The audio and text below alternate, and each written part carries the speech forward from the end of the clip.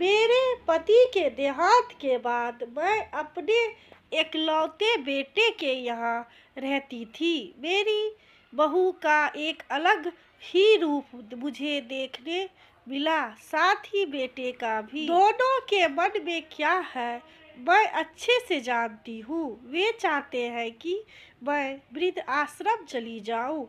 उनके जाने के बाद मुझे यह सब देखना और सुनना पड़ेगा, इसका मुझे अंदाजा भी नहीं था। पर मैं मन मानकर अपने बेटे और बहू की बातें सुनकर भी यहाँ रहती हूँ, क्योंकि मुझे मेरे पोते पोती दिखाई देते हैं। उनकी झलक पाकर मुझे सुकून मिलता है। घर के बाहर एक टीन की झोपड़ी में रहती हूँ। मेरी बहू को कोई दिक्कत नहीं हो, इसलिए मैं घर के बाहर रहती हूँ। बेटे ने थोड़ी मेहरबानी की है तो ऊपर टीन की चादर लगवा दी है। समय समय पर थोड़ा राशन दे देता है तो मैं अपना बनाकर खा लेती हूँ। मैंने अपने बेटे को कह दिया है कि मेरी वजह से उन दोनों को कोई प्रॉब्लम नहीं होगी। बस मुझे यहीं रहने दे, इसी घर में मुझे मर जाने दे।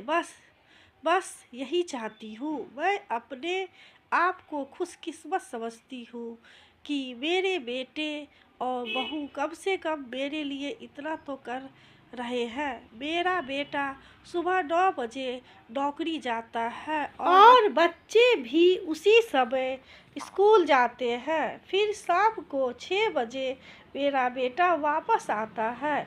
बच्चे 3 बजे आते हैं। उन्हें आते जाते निकलते देख मुझे बड़ा सुकून मिलता है।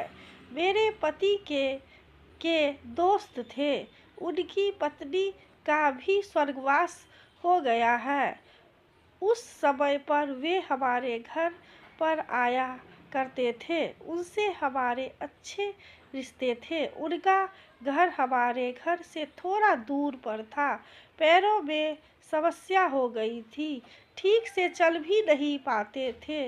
वे बड़े ही दिनों बाद मेरे यहाँ आए। मुझे उन्हें देखकर अच्छा लगा। उनका हाल भी मेरी ही तरह ही था। बच्चे अब उनसे भी परेशान थे। आकर मेरे पास अपना दुखड़ा रोते थे और उन दिनों को याद करते थे।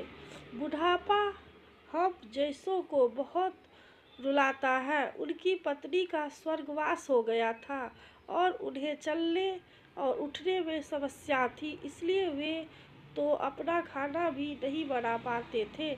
मेरे पास आए तो मैं समझ गई कि यह इतनी मुसीबत में चलकर पुराने दोस्त के यहाँ चाय खाने की चाह में ही आते होंगे। उनकी भी अपनी मजबूरी थी। वे आए तो मैंने उनके लिए खाना बनाया और उन्हें खिलाया। मना कर रहे थे नहीं खाना, लेकिन मुझे पता था कि उनको भूख लगी है। मेरी बहू ने मुझे और उन्हें खाना खाते देख लिया। वे कुछ भी ना बोली, ऐसे ही यहाँ 2-3 बार आए। जब भी वो आते मैं उन्हें खाना खिलाती। फिर उनके जाने के बाद जब मेरा बेटा आया तो बहू कहती है कि तुम्हारी माँ कितनी बेशर्म है, पता नहीं किस किस को आजकल बुलाकर खाना खिला रही है। बड़ी मुश्किल से कमाया जाता है और यह लुटाने में लगी है। इनका राशन बंद करो, कुछ दिन भूखी रहेगी तो अक्ल ठिकाने आएगी। मैंने कहा कि मैं अपने हिस्से का उन्हें खिलाती हूँ। तुम्हारे पिता के पुराने मित्र हैं। फिर भी बहू का उल्टा सीधा बोलना शुरू रहा। घर के बाहर रहकर इनकी आज़ादी मिल गई है, पता नहीं क्या क्या करती है। बेटा भी बोला कि कुछ दिन भूखा ही रहने दो इन्हें।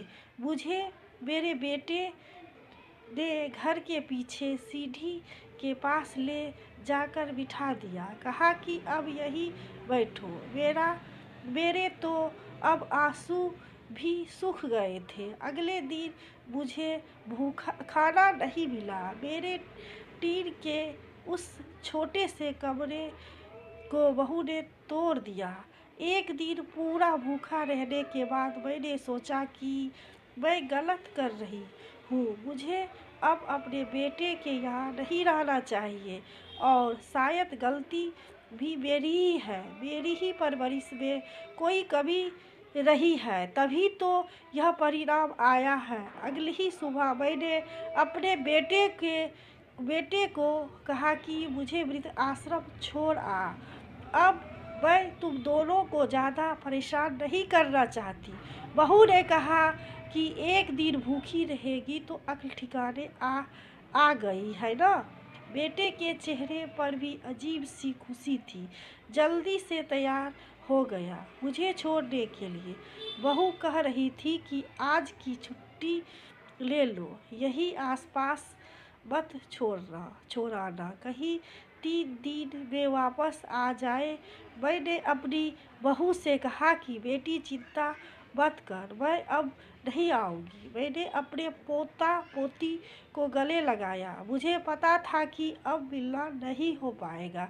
बेटे को भी चाहती थी कि एक बार जी भर के गले लगा लूं, लेकिन वे बोला चलो जल्दी करो। मैंने बहू को कहा कि बेटी अपना ध्यान रखना, मेरा बेटा मुझे छोड़ आया। वहाँ आकर मैंने देखा कि मेरी तरह कई है, थोड़े दिन उदास रहते हैं, फिर सच को स्वीकार कर लेते हैं।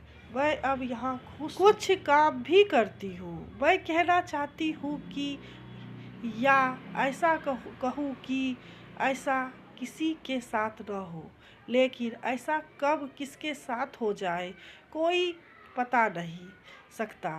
लेकिन माँ बाप को ऐसे समय के लिए भी तैयार रहना चाहिए। बस बच्चों को पाल कर बड़ा कर दो, उनसे कुछ उम्मीद मत रखो। बुढ़ापे में जीने के गुरु मंत्र। बुढ़ापे को जवानी की तरह जियो, पानी को भी अमृत की तरह पियो। कट जाएगा आसानी से बुढ़ापा तुम्हारा, हर गम को खुशी की तरह तुम जियो। बुढ़ापा जीवन में सभी को आता है, जवानी आती है तो बचपन जाता है। जीवन के हर पड़ाव को मज़े से जियो, तभी जीने का मज़ा जीवन में आता है।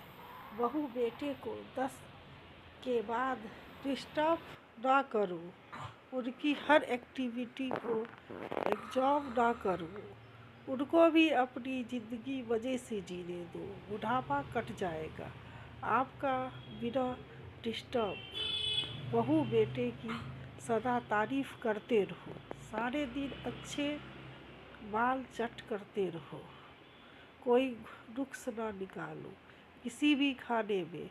इस तरह बुढ़ापा मस्ती से कटते रहो। घर का कोई काम तुम करो ना करो, दिखाने के लिए बहू से काम पूछते रहो। अगर गलती से बहू कोई काम बता दे, ना काम करने के